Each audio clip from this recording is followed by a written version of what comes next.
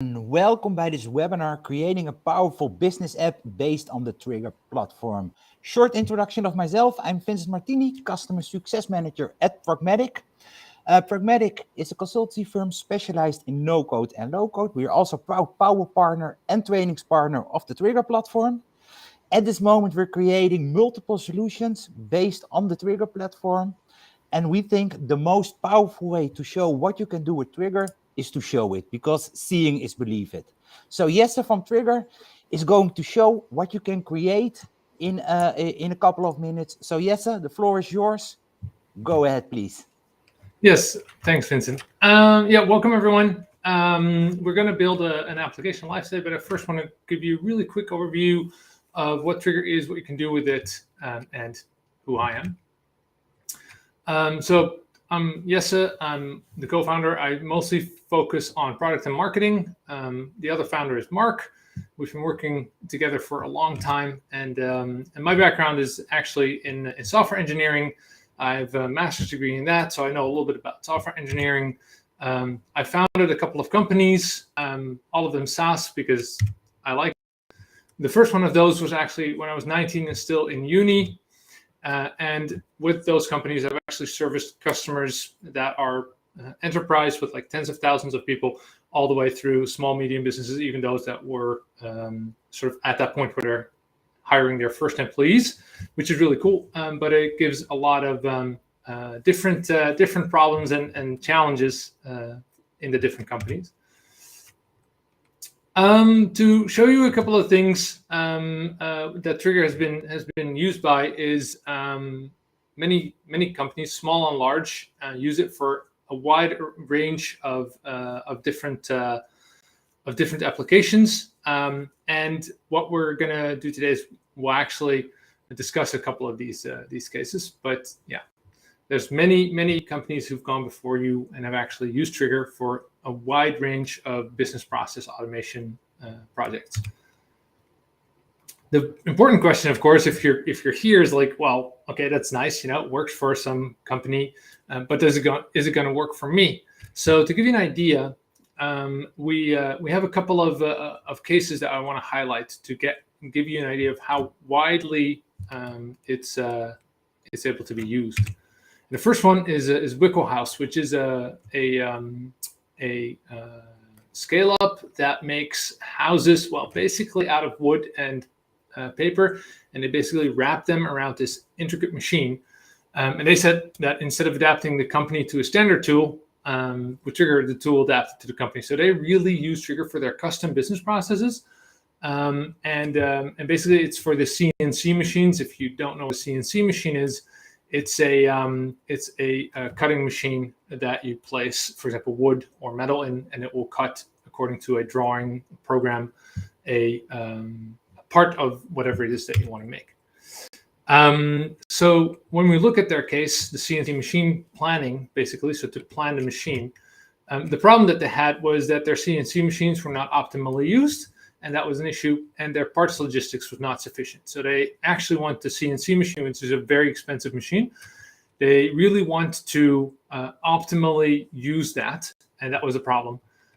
So the solution that they had was, let's build a CNC planning tool and have automated handling of exception processes. And the idea there is that sometimes a part won't come out correctly, like the CNC machine will make a mistake, or maybe the source material that you put in has a little fault in it, and that makes it break. Or just during production, you break a part, it happens, and you have to reprint it or recut it in this case.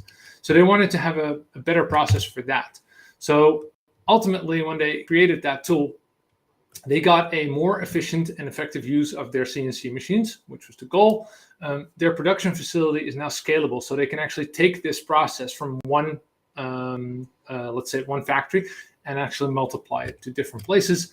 And they're now also automating the next part. So you can understand that if you have this starting part done, so it's all automated in the beginning of your production process, then the next step would be for them the assembly process. And if something goes wrong there, that there's a message back to reproduce a part, so they can optimally automate all those processes. So that's what they're doing.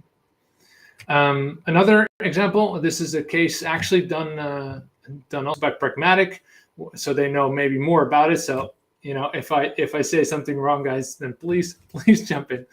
But Bjornbox is a company that has sort of a logistics for fashion shows. So they have a smart system where you can easily ship fashion all around, and it's a way more efficient system that they have, but they needed an application to handle all of their smart logistics. And they said, look, our application looks simple on the surface, but has very intricate smart software under the hood, and they use Trigger actually to make that smart software under the hood to handle all of their back office processes. So in their case, the problem was that the manual processes for logistic planning, it's manual. It takes a lot of effort, right? So it's impossible to scale, and they want to scale that. So their solution was to make automated orders so that their clients can automate the orders, the tracking, the drop off of everything, sort of a status system that tracks that for their customers, and also have automatic email updates so the customer always knows, like, where are these boxes for my collection heading, instead of having to basically have to call or email or whatever. So that's what they built, and for them the result is that they're now ready to scale the process across Europe. So they've actually started doing this, which is really, really exciting. They have those real-time updates, so the customer always knows, you know, I sent this box from, I don't know, Amsterdam to Copenhagen. Where is it? Is it going okay? And they have far fewer errors, obviously, in handling, because it's no longer a manual process, which means that they can do more with far fewer hands. Here's a little bit of we can't show sort of the inside of the application, but this is their their login screen that we are allowed to show of their application, so you have a little bit of an idea of what that looks like. But those are some of the cases, so you can see sort of what results you can get. It's a very wide array. Like, one's logistics, the other one's planning. We have a lot more cases that are done, but obviously, what we're here for today is seeing an application built from scratch. And what we've done is we discussed a little bit of what we're going to do, and we came up with this idea that we're going to build a small quality assurance application. Let's see. Here we go, a quality assurance request system. So let's assume that all of us are a workplace inspection company. So we inspect workplaces, right? If something is up with your workplace, you can send a request to have it fixed, like, oh my God, my chair broke, I need it replaced, that sort of thing. We're a quickly growing company, so we want to automate these things instead of having the email system that we currently have, because it's not automated. So we want to automate the registration of issues. It's a simple sort of case that I think that everyone can get into as an example. So what we're going to do is we're going to build an issue request system, and people can register their request using their smartphone, or obviously using their web browser, just easy like that. And we're going to show you some back office handling of those issues in a simple way. The steps that we're going to take to build that is we're going to build a request form and a simple overview that everyone can use. Then we're going to, after that, when we show that, then we're going to build some back office handling. And then if there's any suggestions of things that you might want to see, or like questions that you have, like, oh, can we build that? Then I'll try to really quickly think if I can make a smart move to build it. And then I'll build it live if you have an interesting suggestion. So that's what we're going to do, a little bit of a request system for quality assurance. So I have this. This is the environment that I'll be using today. So this is the instance. I'll show you this again in a second. The screen. You can scan this with your smartphone, and you'll end up there. There's nothing there yet. So right now, if you go there, it's going to be an empty application. But we're going to build one. So I'll switch to the designer that I have there. I think it's this one. Here we go. Make this full screen. Okay, so this is the Trigger designer. So this is the environment in which you design an application, and I'm going to basically walk you through a design that we're going to make. So here we go. So at the top, you can see that we have design, publish, and versions. There's a whole version control system here, which creates an autosave every time that you publish a new version of your application. So it stores the older versions so that you can always go back. Publish, I can, if I'm done with my design, I can publish, and we only have, we call it a lab environment. It's a test environment. This one is for some exercises where you can learn trigger. That's when it's used. And we have design, which is actually designing your application. So we're going to dive right into design. And when you go to design, you see a couple of things. You see data, flow parts, automation flows, user flows, and appearance. And I will explain what these are first. So this is where every application stores some data, right? So a request application would store some information about a request. Well, that is something that you have to tell the application. So that's what we're going to do at data. And then with that data that you store, such as a request, you can make processes. And these processes, we call them flow parts. Think of this as like business logic. And we'll dive into that as well. Automation flows, then, they use those processes to run in the background. These are your background processes. Maybe you want to have something run every day or every hour. Or automatically based on some other event. That's what you do there. We have user flows, which is a combination of user interface and workflow. It's basically, it combines the pages that the user will see and the logic, the flow parts, that business logic that you've built into one visual system. And then in appearance, you basically manage what the application looks like. You edit the menu and everything like that. For today, we're going to start with data. You see that we already have a user. User has an email and a name. This is a standard functionality that is in there. But we want to store requests. So what we do is we click on this plus button here, and we'll add something, a data item, to store something. And we'll call this request. So this way, if we add this, we can now store requests. But obviously, we need to decide what we want to store for requests. So, well, a request would, for example, have a description, which is a text. So we'll add a text and we'll call it description because I want to describe what kind of problem or request I have. So that's one. Also, maybe it's handy to have a date and time of when the request was created. So we'll use a date time. So you can see that these fields are very simple to use and easy to understand. Instead of being very technical, it's a very straightforward description of what it is. Another thing that we want to do is we want to add a photo because, you know, if my chair is broken, I want to send you a picture of how bad it looks. So let's do this. So we'll call it a photo or something, so that we can add a picture to an item. We'll also add something like let's see, we'll have an email address that you can fill out for a reply. That might be handy, something like reply to. So as you can see, I can type whatever I like, and it will say it's an email address. I can give it whichever name I want. I'll call it reply to. Also, I would like to have your name. I'll call it requested by. So whoever requests a issue, we'll have that here. It's a text. And a status. So we can also make a status, which we call a pick list. So you can imagine that a request goes through several states.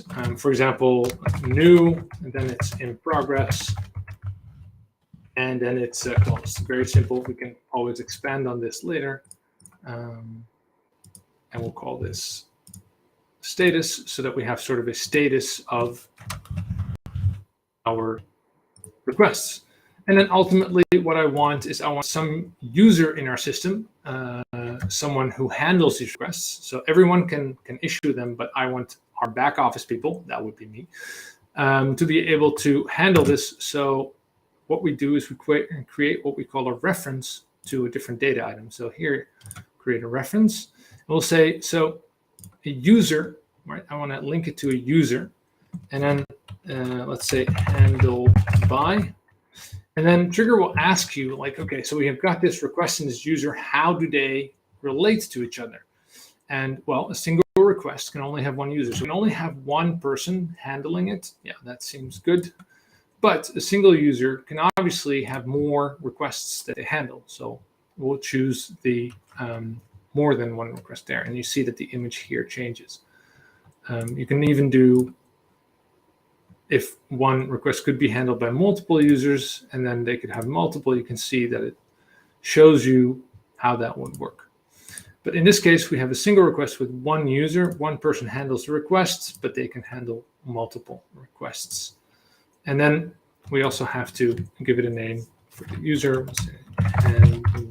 handle requests. And what Trigger does is it shows you here a little line that indicates that a request, which is handled by a user, links to a user. And here you can see handled requests. It's a list of requests that the user handles. So now that we have set up this sort of data that we can store, it is time to go on to our user flows so that we can make a simple form that allows us to make a new request. So we're going to start with that.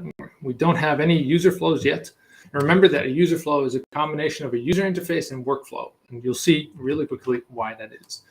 So in Trigger, you can use a wizard to make many of them, and we'll do that in a second, but you can also start empty, which is what we're going to do right now. So we'll start a new one, and we're going to call this one new request, where you can issue a new request, and that's what we're going to make. So you see a start point there. We're going to go with a plus. We're going to go into this, and we can add things to this flow. And you have to sort of imagine that this is going to be a visual workflow that the user can follow. And you'll see in a sec what I mean. So we'll add here a page. This is the first thing that we're going to do. So when the user starts here, we want them to see a page that we'll also call new. I keep hitting the tab button. New request. And Trigger will show you a page.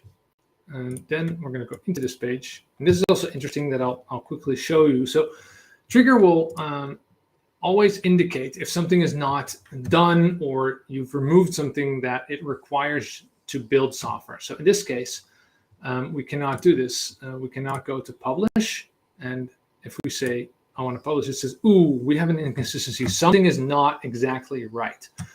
And that means that you first have to solve that. This prevents you from actually publishing a design that's half done or has a mistake in it. But then obviously, how do I know where it is? Well, it says here there's one problem in my design. So I click that. It then says it's at user flows. So I'll click that. It's in the only user flow that we have, which makes sense.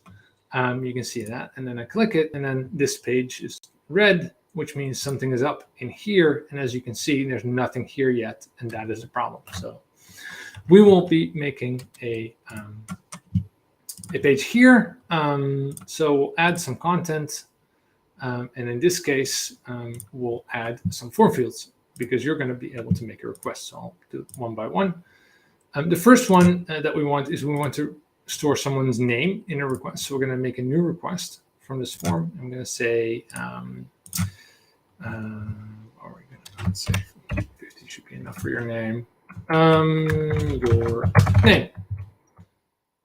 At this, we don't need any help, text and other things. That should be fine. It should be required. Yes.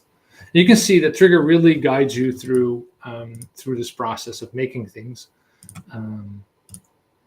So here we go. Now we have a form field that's required. You can see that with a little star with your name. We're going to add more. We're going to add an email address. So I'm going to do this. Sorry, that was not the right one. We're going to add an email address that you can enter in there as well. So here we go, email address. So you see, Trigger has all these simple things, simple ways to choose the fields that you would need in your applications. We also want to have this required, so we'll go through that. We don't want to add a value already. You're going to have to do that yourself. And then we're going to add a photo. So we're going to allow you to upload a photo. So form field again. Here we go. Make you able to upload a picture. photo. There we go. Next. Required. Yes, everything is required in this form. Very simple. And then finally, a description of whatever it is that you encountered. No, I do it again. There we go. Also a form field, also text. But this time we want to have a couple of lines of text, I think. That should be more than enough to describe your problem. Label, description. There we go. Yeah, required, obviously. So this is how you can build a simple form, step by step. Trigger will just ask you what to add next and how to do that. And then the next step that we're going to make is that what are we going to do when we fill out that form? Well, we can add here on the page, we can make a button like this. I'm going to call it submit. And what this does is it will lead us to another action that we can do. And in this case, what we want to do is after you click submit, we're going to do a little bit of logic. Now, Trigger, you can make decisions here, you can make flowcharts and the page, but we want to make a little process happen so that when you click the button, that Trigger starts doing something. And it already has built in a number of those processes for you based on what you've done in your data. So for example, we can create a request easily now. So I'll use that. And then Trigger says, okay, cool. These are all the fields that you've set that a request can have. Which ones do you want to set to something? Well, let's start with the created. We'll use a date and time that is now. So we always have this current date and time so that whenever you create a request, right, it just registers the current date and time. Now the description, we have that on that page. So we're going to fill the description with a text that the user has entered in this user flow somewhere, which means on the page of new requests, you can see these are the texts that you can fill in. So Trigger shows you exactly what you can use.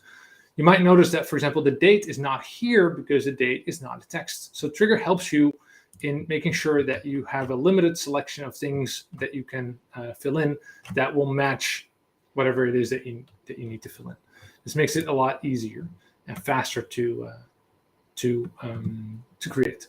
Well, we also have that photo that we submitted. So we see on new requests, we can have a photo. So it really filters out only the photo. We use that. Reply to is going to be your email that you've entered. So we use your email, right? So you can see that I can select these fields very easily. And requested by is also a text from the user flow. That is your name, right? So this way we've set it up. We'll put it in the status new, the specific status. Here we go, in the status new.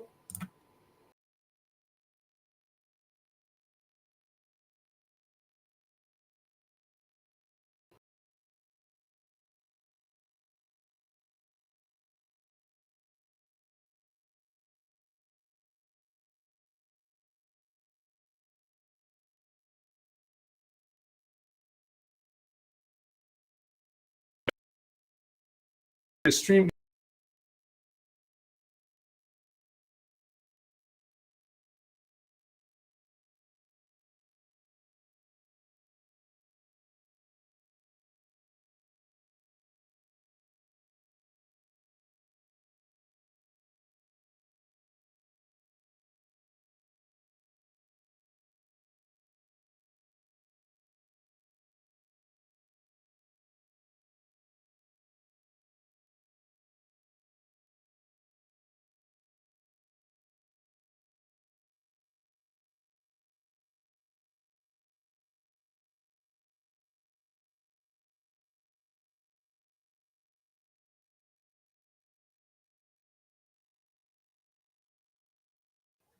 I see there is some kind of a connection issue.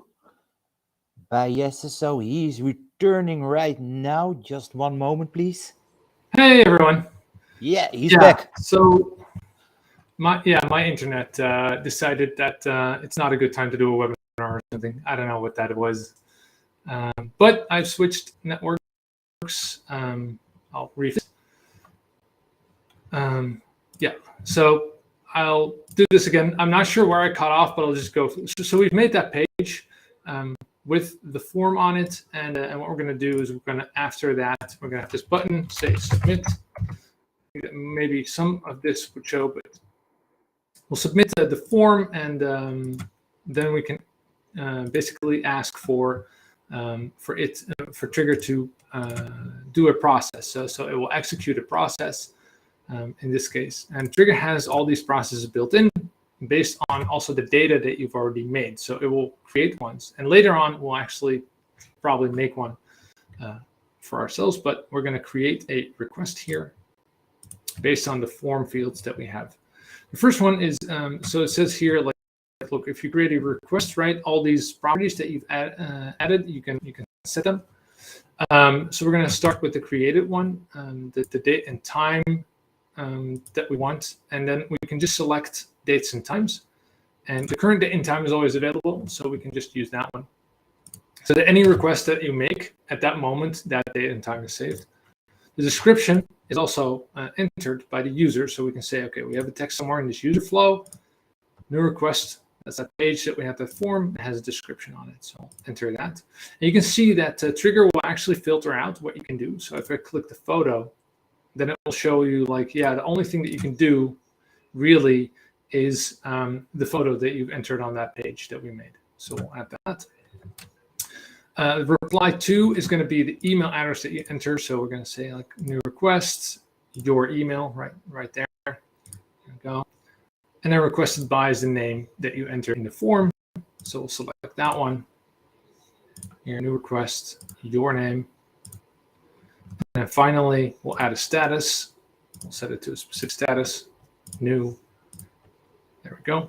And then we click done, and then we should be there. And then we can see that when the user goes from the start to this new request page, click submit, a request is created. And obviously then what we're going to do is we're going to show a nice page that says, you know, it's been successfully created. This. And on that page, we'll just add a simple message saying, like, some text. Here we go. Text on this page to say, your request has successfully been submitted. We will contact you by email as soon as possible. Also add placeholders in here. So for example, if we want to show the email for the user where we are going to contact them, we can insert a placeholder. And again, you can see all the things that you have in that user flow. So for example, on the new request page, we have the email there. So we can set that, for example, here, and then that will show on this page. Okay, so now we have a page set up like that. And then the last thing that we're going to do is we're going to add another user flow for an overview of requests, so you can actually see that your request has been received, because it would be nice to see that. So what we're going to do is now we're going to use a wizard, and we'll use an overview page. This will show requests on that. And we want to have, let's see, what do we want? Description, handled by, it's not needed. These ones are not needed. Status is handy. There we go. Something like this. This is fine. We'll just need an overview page. Description, no, was to create a description, photo, status, like this, something like this. Okay, sort order.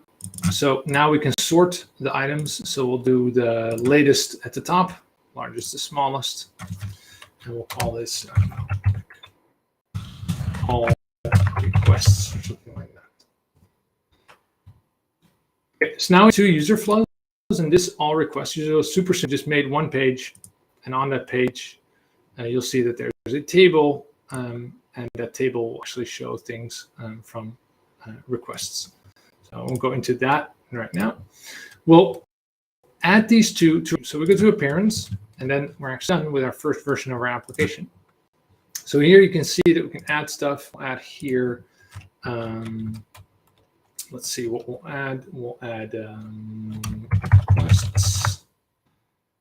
Add this.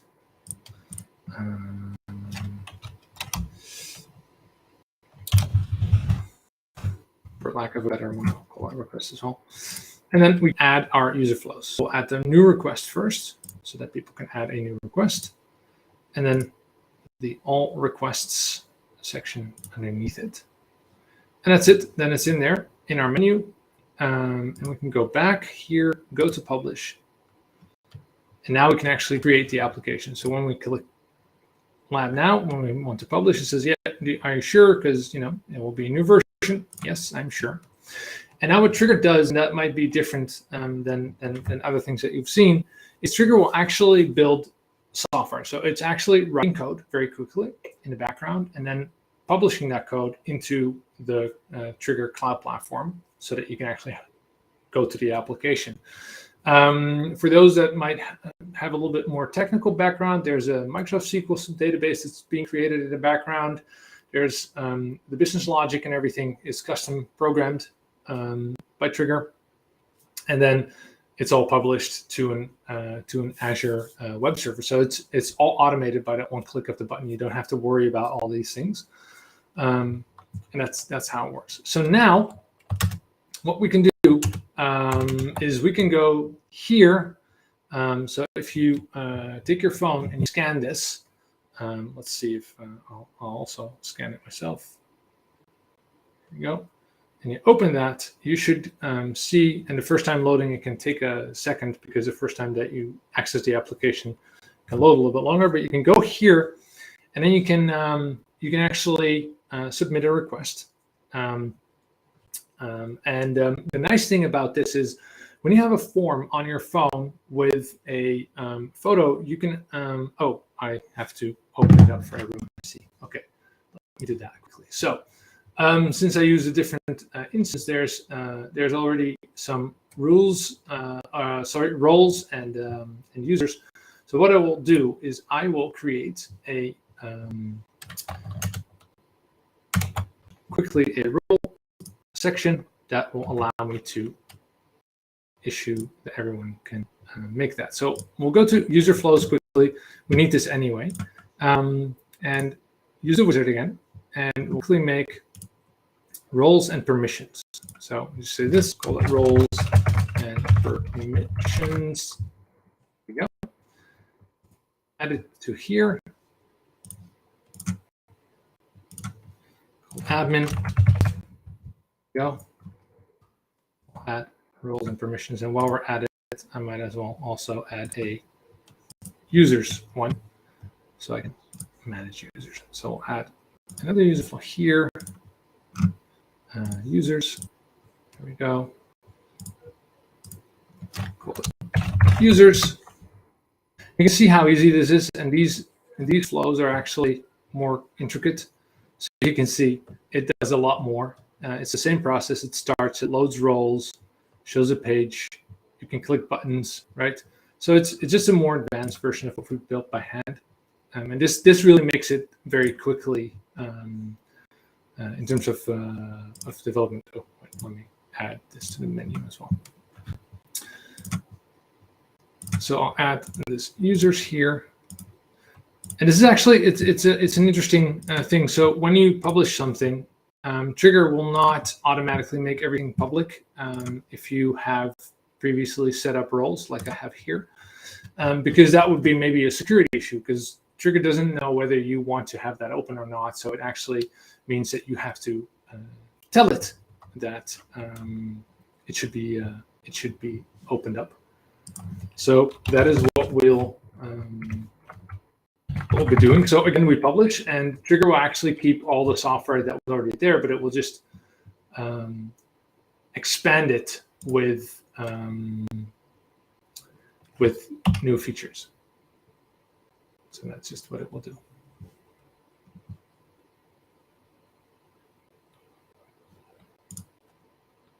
wait for a second. Okay.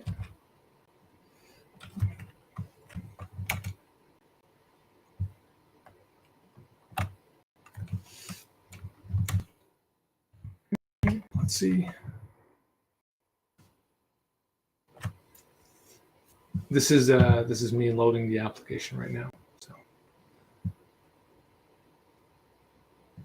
Okay, so we have here roles and permissions. I'll go there quickly, and I'll open up for unregistered users. So you can see this is I can actually go in here and say, like, look, what you can access is this requests part, and this we will not do. So you can go in here, but not into the admin section, which means that if you now reload the application on your mobile phone and you're not logged in, you should see, if you go to the main URL again, then you can actually see, so you got to remove, if you're on that URL thing, the auth login thing. So if you go here, then you can see that you can now make a new request. And I'll also open it on my screen in a second. But if you go here to this URL that we have here, then you can issue a request. And I'll quickly issue one for myself. Yes, your email.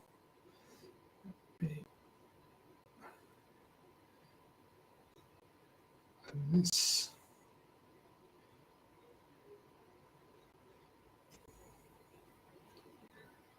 Okay. Okay, and then if I click the photo thing, I can actually take a photo. So I will take a photo.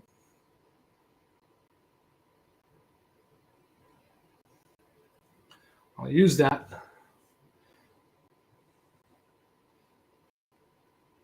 And if you have anything like a suggestion of something for me to make, let me know in this description. You can also choose another picture, and that's fine.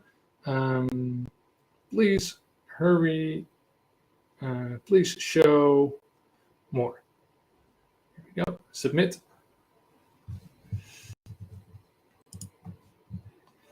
Okay, so I've now submitted that, and if you see that as well, then if we go here to all requests, you can see that there's a couple of people here that have submitted something. Cat broke my vase. Nice.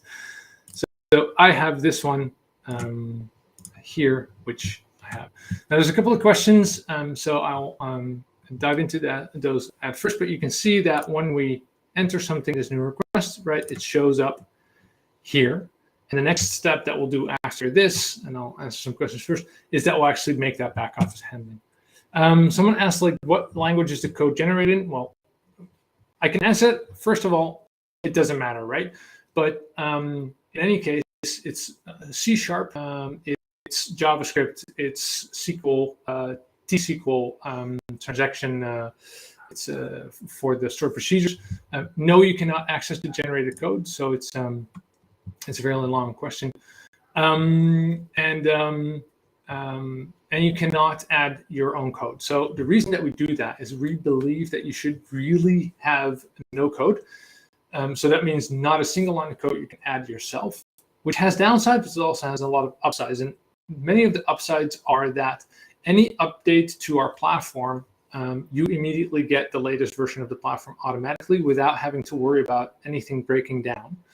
And we actually publish all the applications when we have a new version of our platform. We actually publish every application again because there might be security updates and things into your application. So the reason that we do that, the whole no code, is just to make sure that it's as little hassle for you as a user as possible. So that's that one. Let's see. Yeah. Thanks. Cool. We'll show that for sure. Yeah. Someone says here, indeed. Yeah. This is really no code. These are answers to other things. Let's see if I have all the questions here.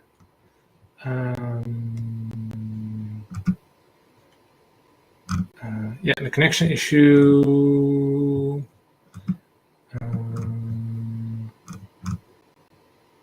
I'm not sure if I have all of them now, but I think I do.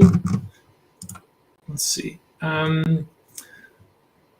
So this one I have answered. Okay, here we go. This is the other question. From a user perspective, I would like to be notified about new requests, and the notification should come through a channel that I prefer, like WhatsApp. Is that possible? Yes, that's definitely possible. For now, I am going to show you in a second by email.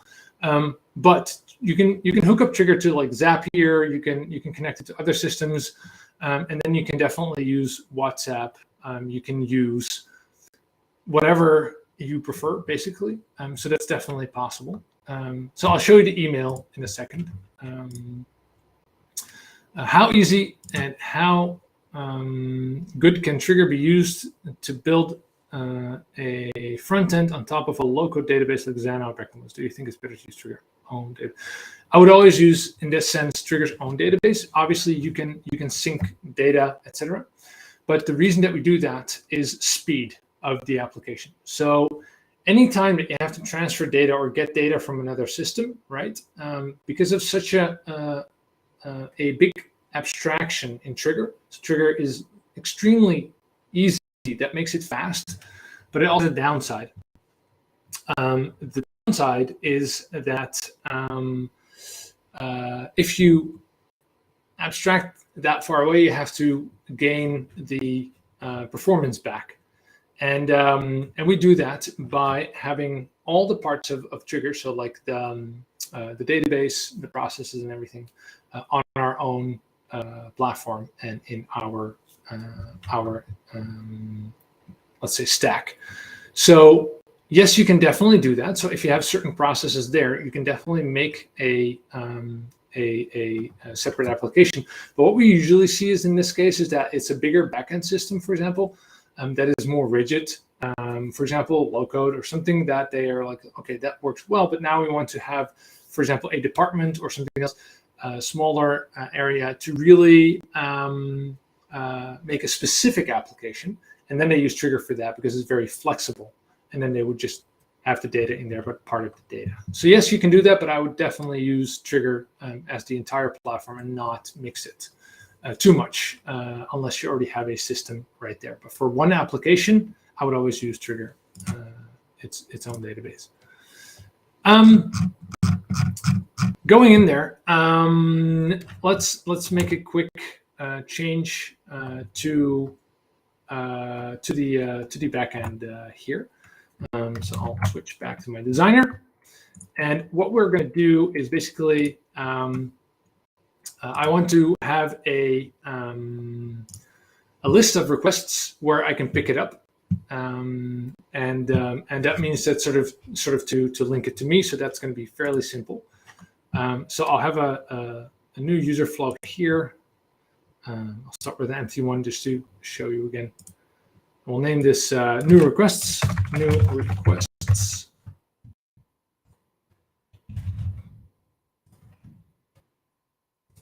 And we'll add a little page here with all the requests that are new. So we'll call this new requests.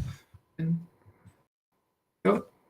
on this page, what we'll do is we'll just show a whole, like a huge table of just the requests. So here we go. Data from a data item. That's what we want from. So basically directly from our database, for those who know that. And we want to show requests. So here we go, request. And then we can just simply show everything, right? But what we want to do right now is we actually want to apply a filter. And that filter should be this. Here we go. A property from the request, and in this case, the status. So we go here and see the status of that request. You can see how Trigger always shows, in any case, only the things that you can add. So it makes it very simple. Status equals, and then we want to say that we only want new requests. So what this does is we now have this little rule. Okay, I want only those requests that are in status new. It's a simple rule. There we go. And the things that we want to show there are when it's created, description, photo, who it's requested by. That should be fine. There we go. So we'll sort it on, this is fine. We'll sort it on requested by like this. We want to have a clickable preview of the image. Here we go, created. Newest on top, just because I like that. We don't need to download it for now. So you can also create very easy functionality like downloads of that. And then the only thing that we'll do here is we'll say pickup request. And you can make this button now available only when you have a selected item in the table. So this is a handy thing. So we'll make it available for when you select an item. No additional rule here. It's fine. Any item, I'll add a little process flow part. And what we'll do is we'll call this, we'll use this one called update request. So we make a little change to request that you have selected. And what we do is we select which one you have. And you can see that you can now select from this page the selected request in the table. Here we go. What created is fine. And we want to say handled by. And then we have always the current user. So I'll be logged in. I'll pick it up. It will be assigned to me. And then the status will set, in this case, to in progress. Here we go. Done. That's it. Right. So we can pick it up. And then after that, we'll just go back to the same page with new requests. You're welcome. I get a thanks for answering. Always. My pleasure. So this way you basically you make a simple way that we can pick that up. And then obviously when I have a list of I want to have a list of items. So I'll make another one very quickly. Let's do this. And I'll my requests where I'll just show my requests. So I have some things that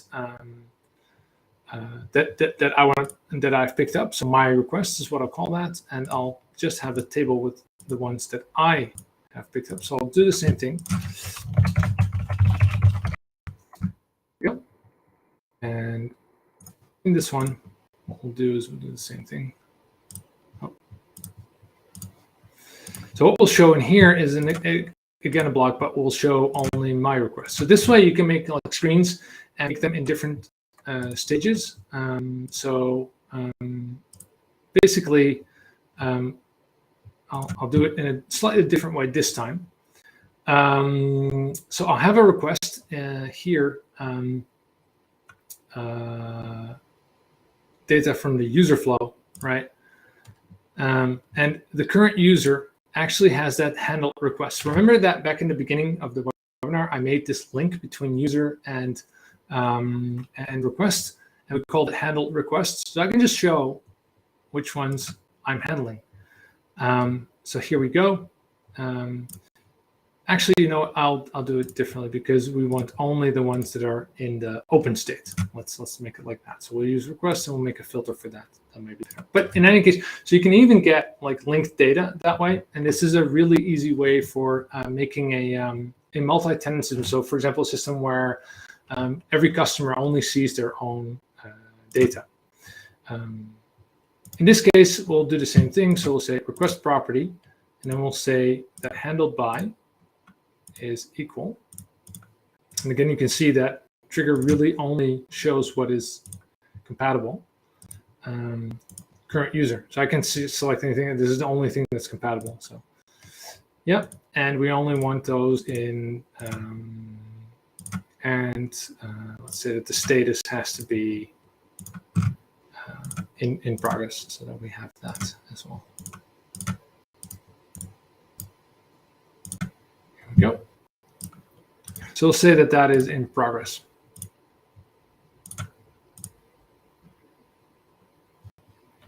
Create a description, photo, something like this.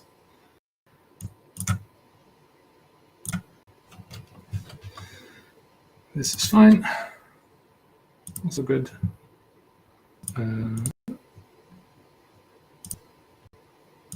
Sorted on created, largest to smallest. There we go.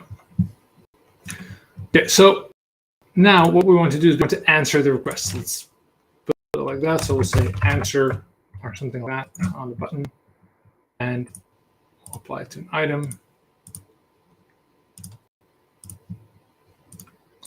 And you can even make it so that, for example, the button is only shown for example, a certain status item. So you can say, okay, only show the button on the status this or that. So we'll make an answer page, very simple, where we just allow you to type an answer. So we'll make a form field which has an answer. Text.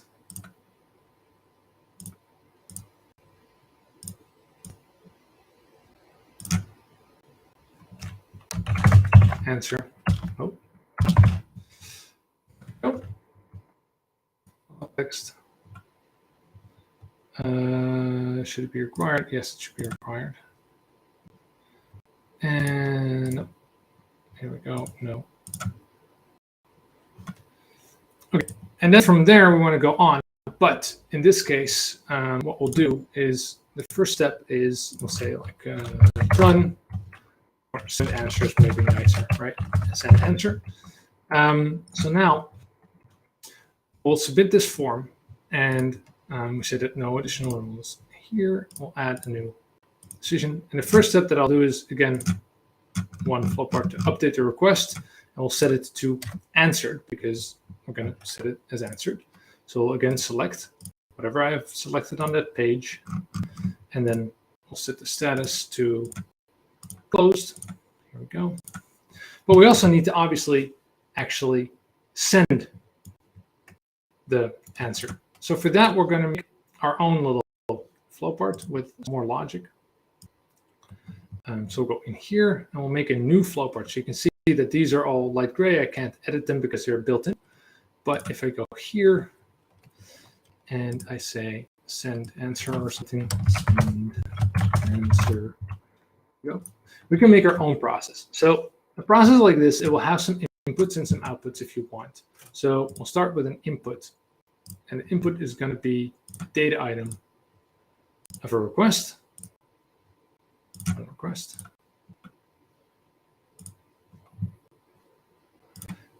And we will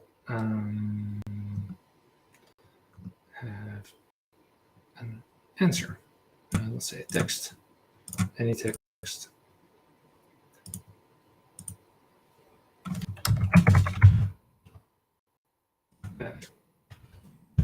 And then we can start building our process. So we'll start here and then you'll add an action to your little process. And for this one, the first thing that I want to do is I want to actually store this answer in the request. For example, I could have also done that in a different place, but we're going to do it here.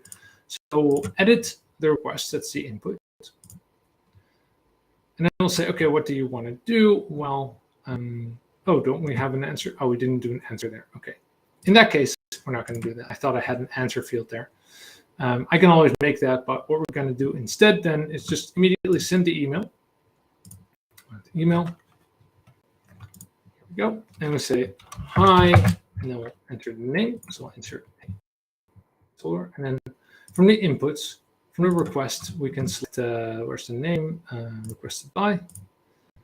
Hi, requested by. Your request has been answered. Here's the answer. And then we'll insert the answer just from here. Okay. Regards. Go. We'll add a specific subject. Answer.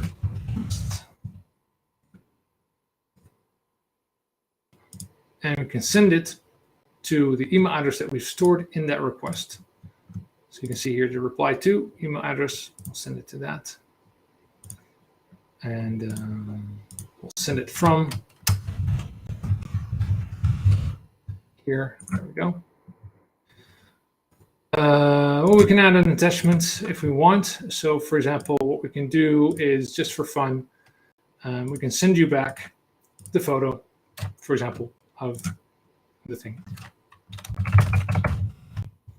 So the answer, there we go. So now we have that, and then we can just already finish the process. So we're keeping it fairly simple. We can make it very complicated. You can add decisions and everything. But for now, this is what we're going to do. And we're going to go back into our user flow where you can now see that something is up because we haven't finished it, right? So in the user flow, we're sort of left hanging after. That's not good. So what? Here we go. User flow just made. Send answer. And then with that, we can send as an input the answer and say, okay, where did we get that? Well, from here on that page, the answer that we typed, and the request is select the one that we on the first page. There we go. And then the last thing is to connect it back. And we'll go back to the My Requests page. So we have a little bit of a circle there. Here we go.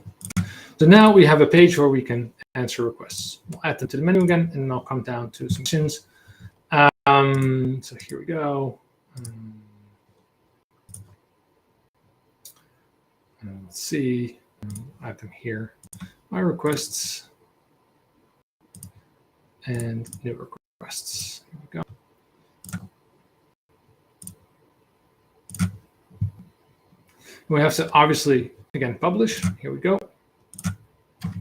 And this now updates the whole application, but the data that we've had entered, because we entered some requests, that will actually stay there, right? So that won't go anywhere. It will actually be preserved, and your application will be updated. Now, if you make changes to that data, then obviously some changes will be made. If you remove something like the description, then that data will obviously be removed. There's always a backup that we have in our system, but that's how it works. If you add fields, they'll just get added. So there's a whole migration process actually also taking place as we are doing this to actually upgrade the application. So this is that's that. We go here again. We'll refresh, which first time may take a second. So we'll just have to wait for a second.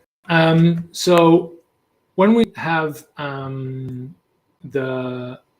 requests now, you can see that we have here the list of all the new requests. So I'll pick one up. This one. Can you complete this request? Workflow kind of thing. I can. Anyway, so we say pick up request. Remember, this assigns it to me, and it is removed from this list. It is now here in this My Requests page, right? And I can answer this. Say answer. Yes, I will do all my best to answer your question.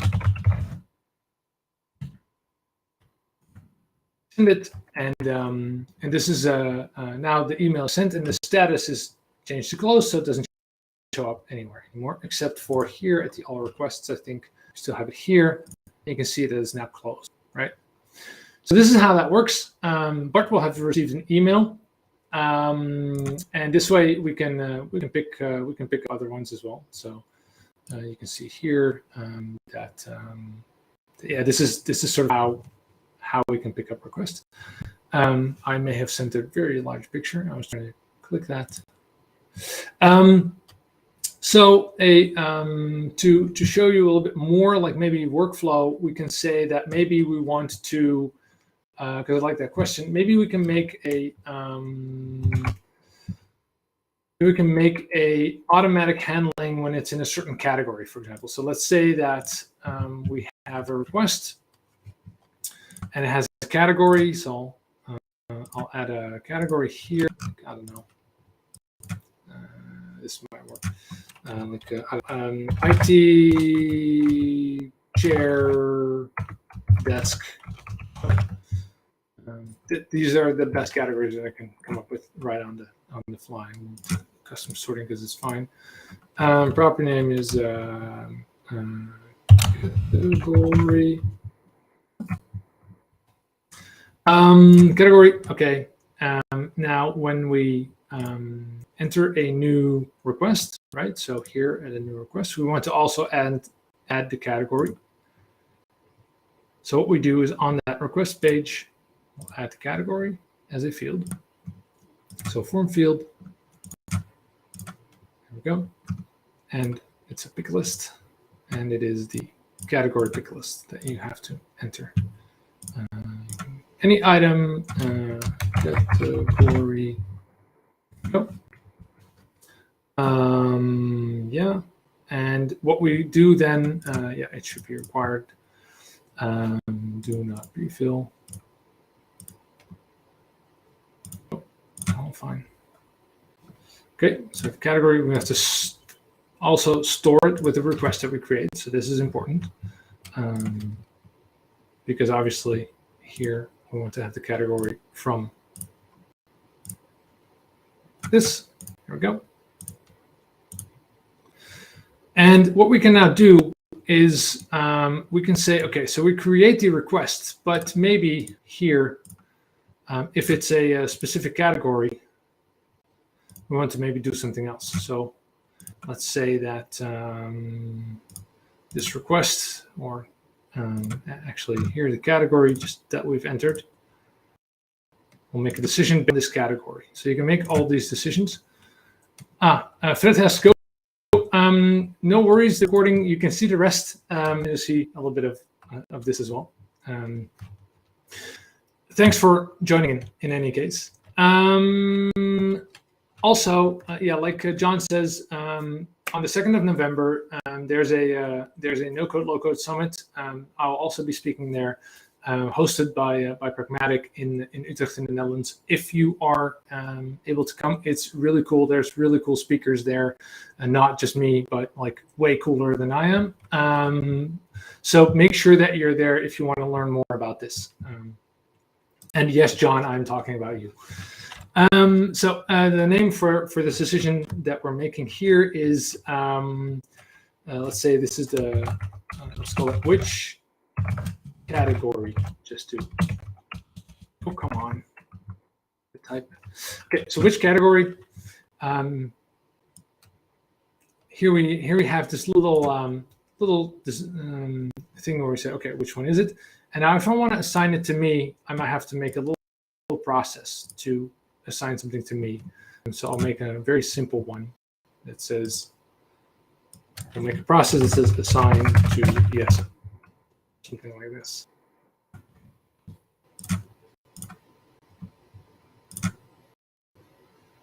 Check one thing because, yeah.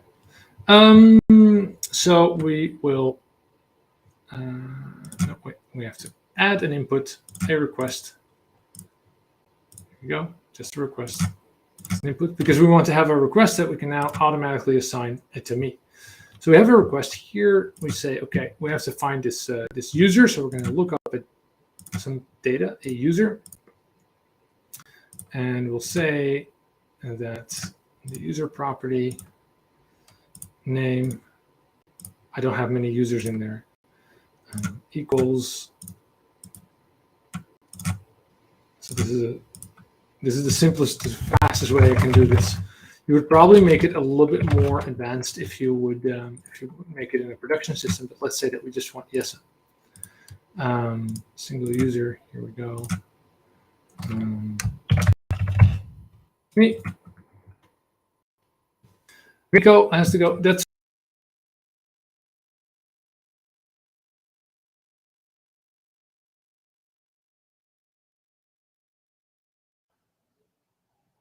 I think, again, some connection issues. We're almost going to wrap it up. Let's see if he is returning.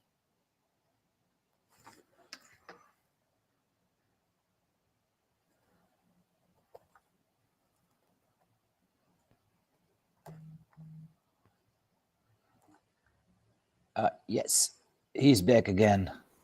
Yeah, this is not very helpful, is it? I even switched the whole network anyway. Yeah, so Enrique said that he has to go. I was saying that I will answer the question that he raised. So make sure to look at the recording. Okay, I've made this action where we actually find my user, and then we'll edit this request and assign it to me. So we'll add here an action. Very simple. Edit the data. There we go. We'll edit the request. Boom. And we'll handled by, and then we can say a user here. Yes, so that's me. There we go. Boom.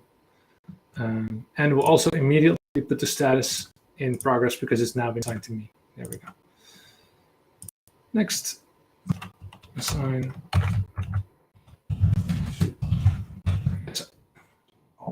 There we go. And then we can end the process, and then we can use it in our user flow. So let's say very quick, simple process, just to make sure that we can show that you can make sort of automated decisions based on what you want. So anything in IT, right? If it's IT, yes, a recording will be available when we're done, obviously. So we'll add a new flow part here, and we'll say assign to Jesse. Same thing, input as a request. Just create a request. There we go. And then after that, here we go. We connect it to the page. So in this case, if something is in the category IT, it will be assigned to me. And just to, before we publish, make sure that I have answered the other question as well. And the question, let me see if I have it here. So this is the question, like, can you have a graphical view like chart? I'll make a quick chart page. I'll call it statistics or something. Statistics. I'll just make a very simple one. Here, a page.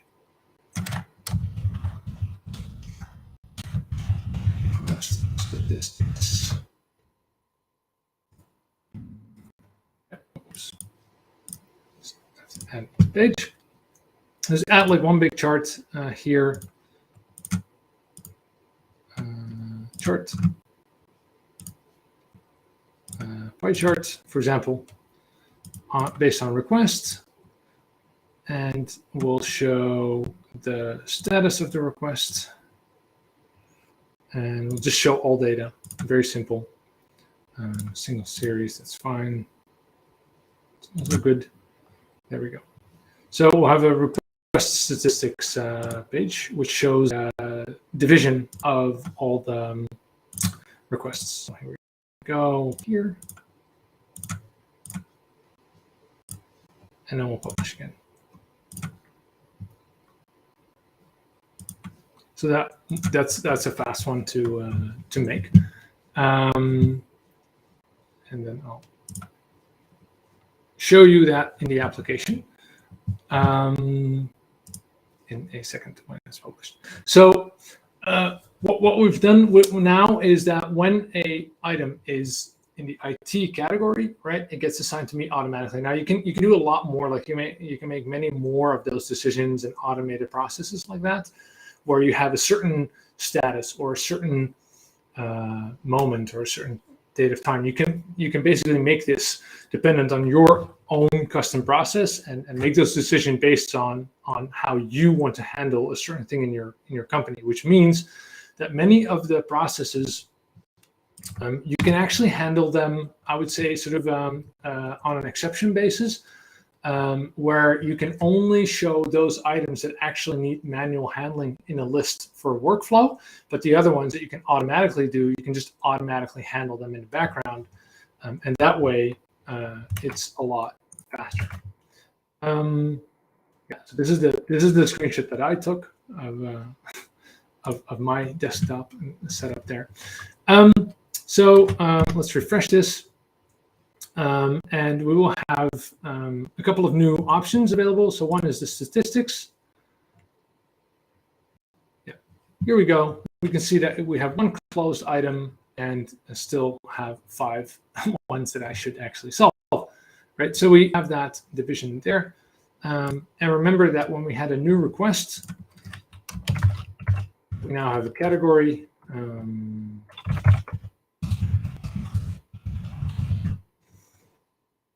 Let's see, I have something, there we go.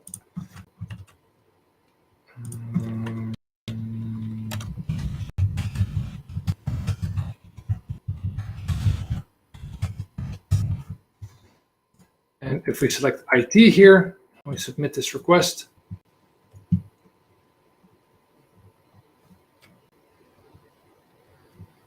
We will see that when we go to the what's it called? The all requests, that this one is actually now in progress instead of just new. Right? You can even see it here. So if we go here, we can see it's in progress. And it's now, if I did it correctly, it's in my requests. See? So now automatically, if it's IT, it's assigned to me, it's in progress. That's just an idea of how that works. Since we ran a little bit out of our sort of planned time, not necessarily as much. Yeah, Valerie, well, thanks for hanging in for 10 minutes later. Yeah, please be in contact.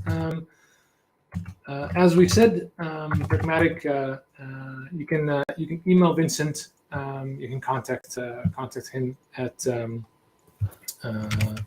I actually have that here. Let me just make sure that we put that in here, and then I'll come back to that. So Vincent Martini at pragmatic.nl, because you can easily get in contact, and they know a lot about these different cases and how to use Trigger for your case. And they will definitely also tell you if you should not use Trigger. This is very important to Pragmatic and us as well. As like, we really want to make sure that people are successful with this. So what I've showed you today is just a little bit of a tip of the iceberg. So I'll go back a little bit just to show you, answer some of the questions that some people have really quickly. We sometimes ask, yeah, it's only like we've only been at it for 45 minutes or so. So it's like, how complex can you make it? Well, you can go very complex. This is a air freight calculation process. So this is one of those flow parts with a very advanced calculation, which takes into account US dollar prices, euro prices, weights, sizes, and everything to calculate what the cheapest way to send something is. So there's definitely a lot of complexity that you can build, but obviously in 45 minutes with explaining, that is a little bit too much, even if you know the platform as well as I do. That would be a stretch, but you can go really far, and you can make this in I would say like in an hour and a half. You can definitely make this if you know your process well. And also the question came up earlier, can you connect to different systems? Yes, you can. You can hook it up to Zapier. There's also other ways to connect it to other applications. To like if you have a service bus in your company, we can connect it easily to that as well. So there's really a lot of easy ways actually to connect to these different applications. Through Zapier, it's a simple one. And for example, the WhatsApp question, you can definitely use, for example, I think Trello has, or what's it called?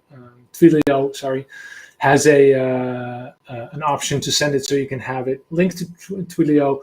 Whenever you have a message, send it through WhatsApp or other channels. There's definitely ways to do that with that.